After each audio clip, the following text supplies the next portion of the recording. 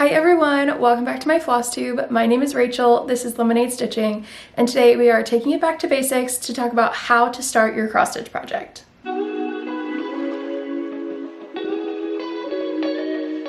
One of the most common ways that people will start their cross stitch is by finding the center of their fabric, finding the center of their pattern, matching that up, and that is where they start. And there's nothing wrong with that. That is a totally valid system. I use it myself for starting some projects. However, there are other options when it comes to starting your cross stitch projects that don't involve starting in the middle. I got some comments on one of my recent videos asking how I choose, how I do it. And so I thought, why not make a video, A, to help the people that are just starting cross stitch, just kind of getting into it, learning about the different options and techniques, and B, helping those people who, even though they've been stitching for a while, they may not know how to start in a corner or start on the side of their project. So before I get any further into this video and talk about each of the options and how you do it and when I would use that technique, I just want to say and reiterate that there is nothing wrong with how you choose to start your cross stitch projects. It is totally up to you. It is based on personal preference, and this is just a video offering some other options, but in no way means you can't start every single project the same way. So I just want to put that disclaimer out there. However you choose to start your project, that is fine. As long as you're having fun, you like the outcome of your project, that is all that matters. So as I've kind of hinted at, I think there are three main places you could start your projects. You could start in the center, you could start in a corner, or you could start on the side. Now, which of these I choose really just depends on a couple different things for me and my preferences. First, it's going to depend on the kind of fabric I'm using, the color, the pattern, all of that, the size. It's going to depend on the project itself, the layout of the design. Are there really complicated sections? Are there really empty sections with a lot of counting required? And it also depends on how much math and measuring and counting do I really want to do when I am starting this project. And that varies a lot day by day. Sometimes I can count and do math and it's okay. Sometimes I just want to go, I want to get started, I don't want any barriers to entry, I just want to do it, and I pick the easiest way, and that is what we start with. Before you can choose where you want to start your pattern on your fabric, you're going to need to pick a piece of fabric that is large enough for your pattern. And to do that, you need to find the dimensions of your finished project. And so sometimes a pattern will actually give you these dimensions, like in this example here, the designer will do the math for you, tell you how big your project's going to be on one or several different size counts of fabric, but other times you're going to need to be able to do this math yourself. To do this math ourselves and find the size of our design, we're going to divide the height and the width by the number of stitches per inch of our fabric. So what I mean by that is, let's use this pattern, Delft Beetles by Sprouting Lupine, as an example. This pattern is going to be 124 stitches wide by 152 stitches high. I'm going to be stitching on a 32 count fabric over 2 linen threads. So if I was stitching over 1, I would simply divide those two numbers by 32. But since I'm stitching over 2, I'm going to divide 32 by 2 and get 16 stitches per inch on my fabric. And then I can divide my stitches by 16. So what that means is 124 stitches wide divided by 16 stitches per inch is going to give us 7 3/4 inches wide by 152 stitches divided by 16 stitches per inch, 9.5 inches high. I hope that makes sense. I'm going to have some graphics up on the screen so you can see the math written out and it's not just auditory, because I know with doing math it's usually easier to see it and kind of process. So I'll do that for you again. So you're going to divide the stitches wide and the stitches high by the number of stitches per inch. So if you're using Aida, this is really, really easy. You just use the size of your Aida, 14, 16, 18. Those are all the sizes per inch. If you're using linen, you need to decide if you're stitching over 1, in which case you'd have 28, 32, 36, 40 stitches per inch, or if you're stitching over 2, in which case you divide that by 2 and you'd have 14, 16, 18, 20, etc. stitches per inch.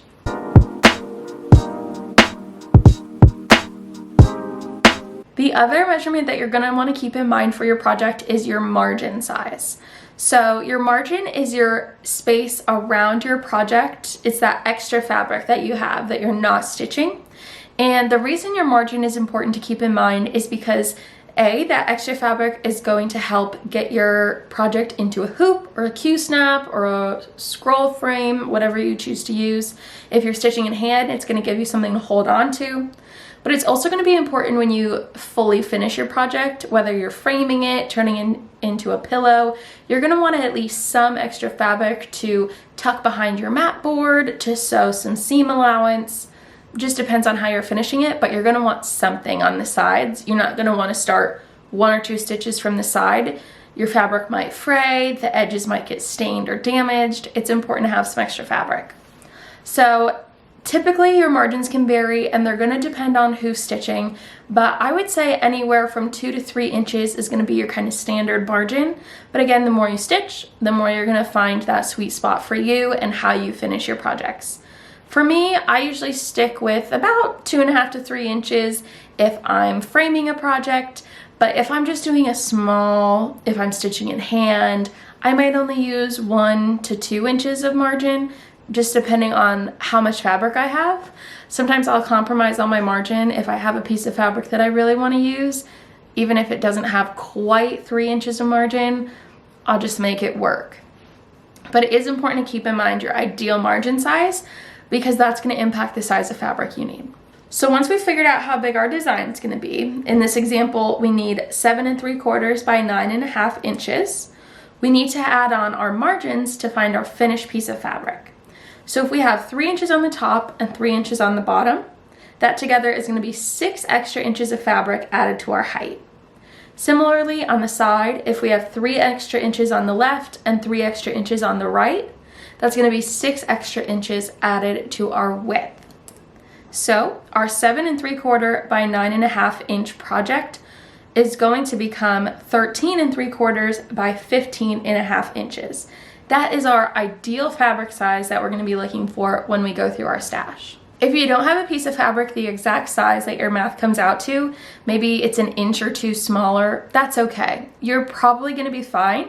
You just want to keep that in mind when you start your project and when you kind of find where your first stitches are going to go on the fabric, to make sure you leave yourself enough room to fully finish the project and have fabric on both sides.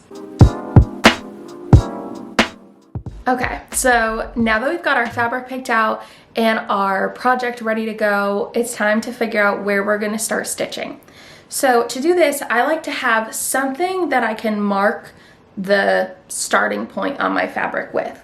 So sometimes I'll use a sewing pin, other times I'll just use an extra needle, and sometimes I'll even use one of these light bulb stitch markers that are used for knitting and crochet, because I can put them in, they lock like a safety pin, and then if I'm not starting my project right away, I can fold it back up, put it in the project bag, and this isn't gonna go anywhere in the time it takes me, or like in the moving around of the fabric.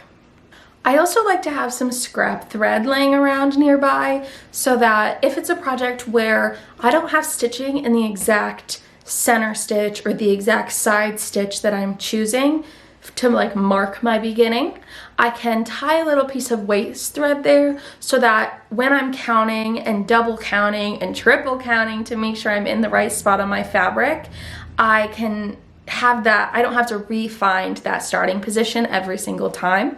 So if I don't have an extra pin or an extra needle to leave there, I will just tie a piece of waist thread in that particular spot on the fabric, and that way I always know where my center is. Some other helpful tools that I'm going to mention throughout these different techniques are a tape measure. This is a retractable one that I keep in my sewing box. Any tape measure or ruler will do. You could even use a quilting ruler if you have one available to you. I'm also going to talk about using a corner gauge. Mine looks a little bit different because I made this myself out of perforated paper. But basically a corner gauge can be anything that is the size of your preferred margins. So in my case, this corner gauge is 3 inches by 3 inches. So when I use this, it perfectly marks 3 inches from one side and 3 inches from the other.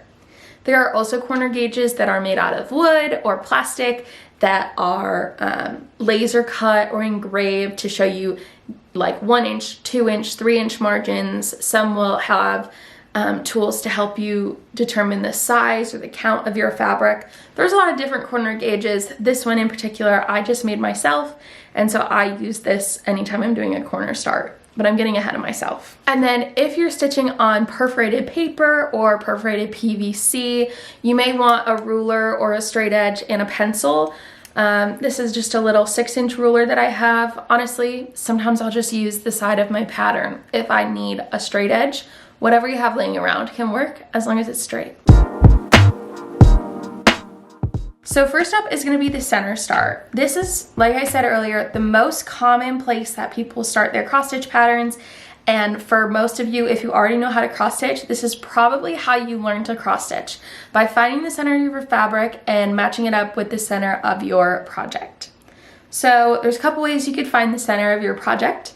First is going to be to fold the fabric. So you'll fold one side over, crease it really well, fold the other side over, crease it really well, and right there at that point is going to be your center. So sometimes you can stick a needle where both folds meet, and that's going to mark your center.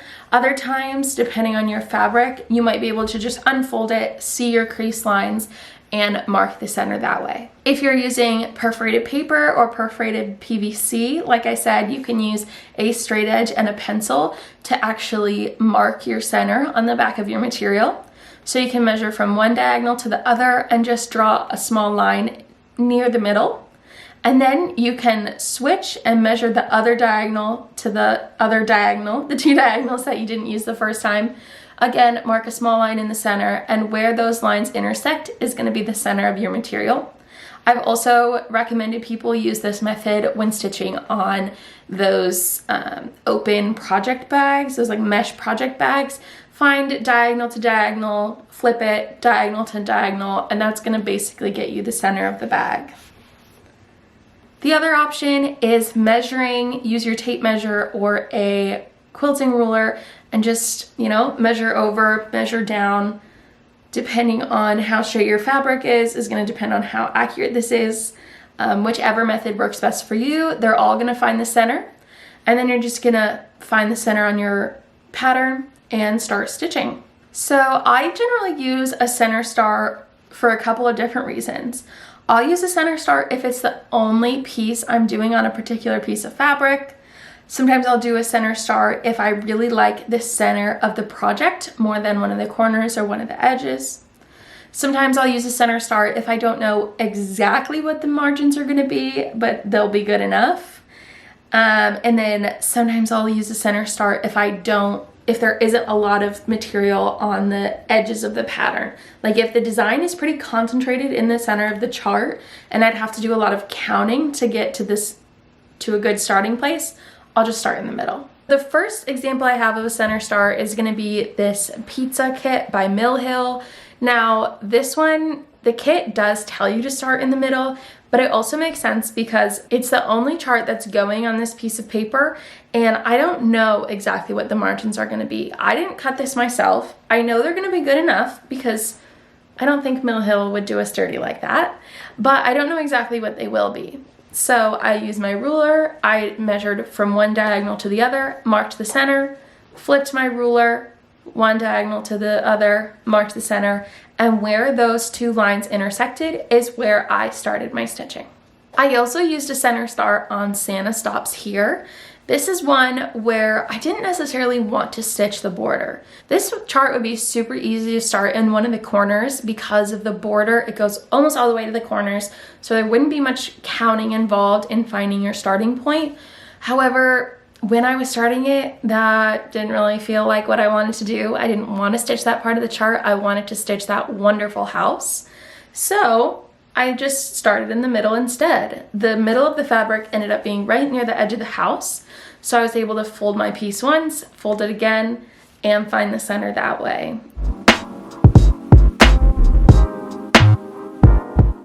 Option 2 for starting is going to be our corner start.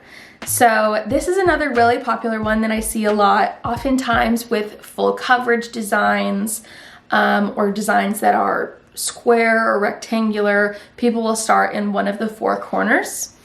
This is pretty easy to do. All you need to do is measure your margins and start stitching. So I showed you guys my corner gauge. If I'm using 3-inch margins, this is what I'll use. I'll line it up with the corner of the fabric, and wherever the point is, that is going to be my corner. So whether I'm starting at the top left, top right, bottom left, or bottom right, I just line this up with the sides of my fabric and I start stitching. If you don't have a corner gauge or it's not the right size or whatever it may be, you can also use a measuring tape to measure in and down the amount of margin that you want to have, or you can just eyeball it. Now, anytime you eyeball it, you are taking the risk that you're overdoing it. And so whenever I mark the place that I'm starting, I always just double check. I make sure that I've left myself enough room to do the full project. And then if I see, I don't necessarily care how much margin's on the other side, as long as I see that there is a margin. It doesn't matter the exact width as long as it looks good enough. The times that I'll choose to use a corner start are usually when my fabric is larger than I need it to be, but I don't want to measure out the exact fabric size before I start stitching. I'll also use a corner start if it's just an easy place to start in the pattern design. So for example, Winter Moon by Plum Street Samplers.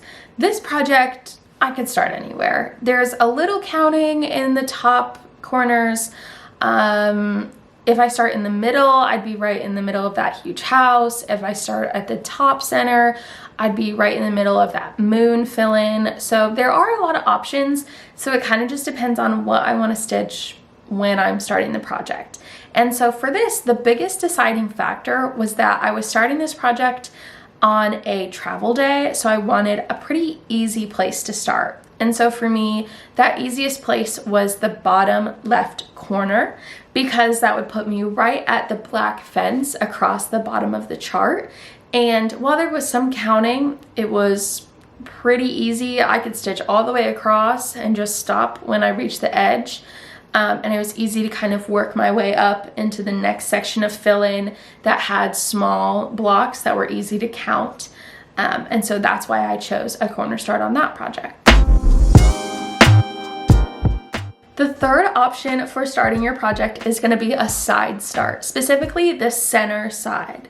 So this could be center of the top, center of the bottom, center of the left, or center of the right, anywhere on any of those 4 sides.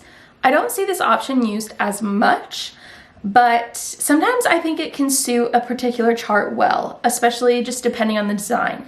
If it's a circular design or something that just doesn't have stitching in the corners, if it doesn't have really stitching in the middle, those aren't really going to work. And so you need to know how to find the center sides to start your project. So to find where to start on the side, I combine both of the other 2 options.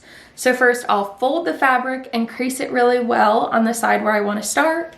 And then I'll use my corner gauge or a tape measure to measure down as far as my margin goes, and I'll mark that as my place to start. If you don't have a corner gauge or you don't want to fold and put creases in your fabric, you can also use a tape measure, a quilting ruler, a regular ruler to start. You could even eyeball it. Just be careful when eyeballing it, because you want to make sure you leave yourself enough fabric to finish your piece and fully finish it however you want to do that. So again, once you mark your spot, make sure you double check that you're going to have enough room to stitch your piece. I generally choose to use a side start if the fabric is too long or too wide, but I don't want to cut or measure before stitching. So specifically when I have offcuts from other projects, if they're really, really long or really, really wide, I don't necessarily need to, and I only need to cut one way, that's when I'd use a side start. If I know it's wide enough but gonna be too tall, then I'll start at the top of the piece in the middle and work my way down before cutting. If it's too wide, but I know it's just high enough, I'll start on the side, work my way over, and then cut when I'm done. As I said before, there's never one right or wrong answer for where to start your project.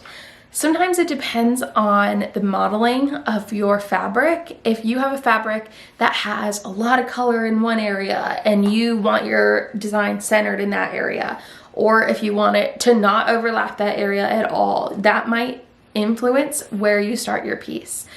If it's a scrap, the size of the scrap might influence it. If the design itself is really concentrated in one area, that could influence it. But really, it just depends on your personal preference and what you want to do when you sit down to stitch. And so for me, sometimes that varies. For example, I started The Bride by Lavender and Lace. I started this twice, and each time I chose a different place to start. So the first time I started it on this huge piece of linen. Hold it up. The camera, the overhead view of the camera couldn't even get this. So I started it on this huge piece of linen. It was the only piece I was going to do on here because it just was, this isn't my like go-to type of linen, and so I wasn't really going to save it for anything else. I didn't want to do the math. I was just excited to get started and get going. So I did the method where I folded it one way, and it's so big it's kind of difficult to manage, but I folded it one way and then I folded it the other way. And I marked my center there at the corner, and I started stitching the center of the chart. But the second time I started stitching this, first of all, I had stopped because I didn't like the chart. I wasn't vibing with the colors. I wasn't vibing with how the colors worked with the fabric. So I was already kind of having negative feelings towards this design. And so I could have started in the center again. That would have been easy because I had another big piece of fabric. But I already kind of knew what that part of the design looked like, and I wanted to stitch a different part. I wanted to see, do I hate the design? Did I just hate the fabric? You know, what are the vibes? So the second time I started this, I actually started in the top center of the design with the wreath that goes around the bride's head. So for my second time starting, I still folded it in half the long way, made a nice crease, but then I just measured down 3 inches with my corner gauge that I've lost in the process of filming this. And then I added a little extra and counted down to where my hoop of flowers should start. So that is an example of 2 projects, both being very valid options to start. One thing you probably wouldn't want to do on this is start in the corner, because the entire corner here is empty. Like there's no stitching there. So it doesn't really make sense to start in the left corner, because then you'd be counting all the way in. So you definitely want to start along one of the center lines somewhere, but it's up to you and up to your favorite section of the chart which part you want to stitch first. Well, you guys, I hope this video was at least a little helpful. I know I can ramble and kind of get ahead of myself and go back, so I hope I was able to explain these different methods, techniques, whatever you want to call them, picking your starting point. I hope I was able to explain this in a way that made sense. If you have questions or other kind of basic things about cross stitch that you would like to know, or just want to know how I do it, because again, there's no right way. There's a lot of different ways to do each part of this craft.